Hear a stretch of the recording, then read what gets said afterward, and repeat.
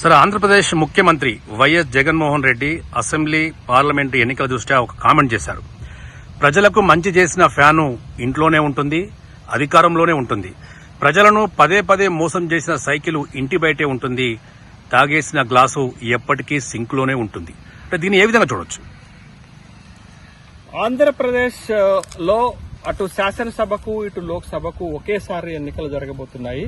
ఈసారి జరగబోతున్నటువంటి ఎన్నికలలో ఆంధ్రప్రదేశ్ లో వైఎస్ఆర్ కాంగ్రెస్ పార్టీకి, టీడీపీ, జనసేన, భారతీయ జనతా పార్టీ కూటమికి బలమైనటువంటి పోటీ జరుగుతుంది.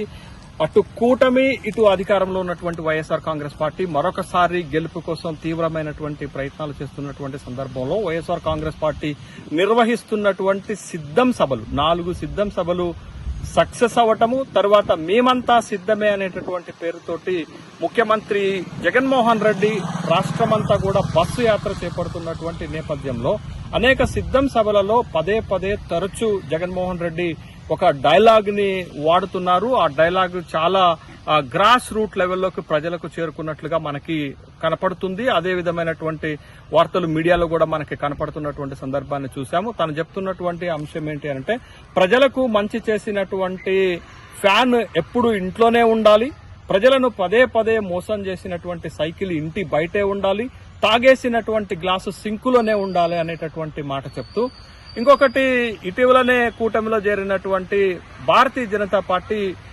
దానిపైన కూడా ముఖ్యమంత్రి జగన్మోహన్ రెడ్డి గారు కామెంట్ చేయకపోయినా ఆ పార్టీ శ్రేణులు కామెంట్ చేస్తున్నాయి. ఈ ఎన్నికల్లో కమలం పువ్వు వాడిపోవటం ఖాయం అనేటటువంటి అభిప్రాయం చెప్తుంది. ఈ డైలాగ్ క్షేత్రస్థాయిలో ప్రజల్లోకి పెద్ద ఎత్తున పోయినటువంటి సందర్భాన్ని మనం చూస్తున్నాం. అయితే ఎన్నికల ప్రక్రియ, ఎన్నికల షెడ్యూల్ ప్రారంభం కాక ముందు ఆంధ్రప్రదేశ్ లో అటు వైఎస్ఆర్ కాంగ్రెస్ పార్టీకి, కూటమికి బలమైనటువంటి పోటీ. ఎవరు గెలిచినా కొద్దిపాటి ఓట్ల తేడాతోటి, కొద్దిపాటి సీట్ల తేడాతోటి అధికారంలోకి వస్తారు, అధికారం కోల్పోతారు అనేటటువంటి అభిప్రాయం వ్యక్తమైనప్పటికీ కూడా ఎన్నికల ప్రక్రియ ప్రారంభమైన తర్వాత వైఎస్ఆర్ కాంగ్రెస్ పార్టీ ఒకేసారి లోక్సభకి పోటీ చేసే 25 మంది అభ్యర్థులను, తర్వాత శాసనసభకు పోటీ చేసేటటువంటి 175 మంది అభ్యర్థులను ఒకేసారి ప్రకటించటము వైఎస్ఆర్ కాంగ్రెస్ పార్టీకి కొంత అడ్వాంటేజ్ కలిగినట్లుగా మనకి కనపడుతుంది. తర్వాత సిద్ధం సభలు సక్సెస్ అవటం కూడా వైఎస్ఆర్ కాంగ్రెస్ పార్టీకి కొంత ప్రజల్లో సానుకూలమైనటువంటి వాతావరణం వచ్చినట్లుగా కనపడుతుంది. ఇంకా వైఎస్ఆర్ కాంగ్రెస్ పార్టీ తన స్పష్టమైనటువంటి మేనిఫెస్టోని రిలీజ్ చేయలేదు. మేనిఫెస్టో రిలీజ్ చేసిన తర్వాత వైఎస్ఆర్ కాంగ్రెస్ పార్టీకి కింది వర్గాల్లో కొంత సానుకూలమైనటువంటి వాతావరణం వచ్చేటటువంటి అవకాశం ఉంది.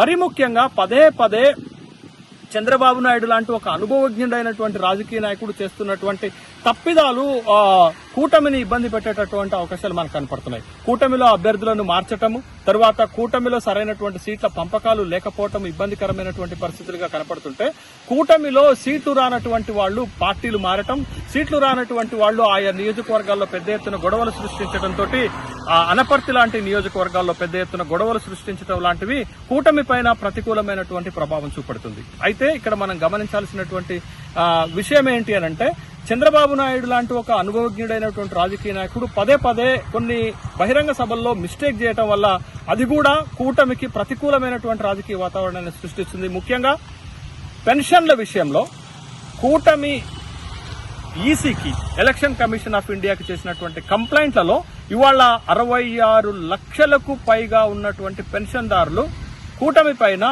వ్యతిరేకంగా ఉన్నట్లుగా కనపడుతుంది.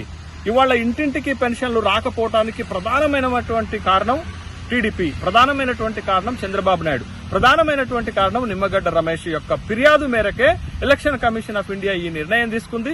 మాలాంటి ముసలి వాళ్ళకి ఇంత ఇబ్బంది కలుగుతుంది అనేటటువంటి ఒక అభిప్రాయము అవ్వాతాతలకు వెళ్లిపోయింది, పెన్షన్దారులకు వెళ్లిపోయినటువంటి సందర్భంలో అది కూటమికి పెద్ద ఎత్తున మైనస్ అయ్యేటటువంటి అవకాశం ఉంది. అదేవిధంగా వైశ్య వర్గం పైన చేసినటువంటి కామెంట్స్ కూడా వైశ్య వర్గాలలో కూటమి పైన వ్యతిరేక భావాన్ని సృష్టించినట్లుగా మనకు కనపడుతుంది.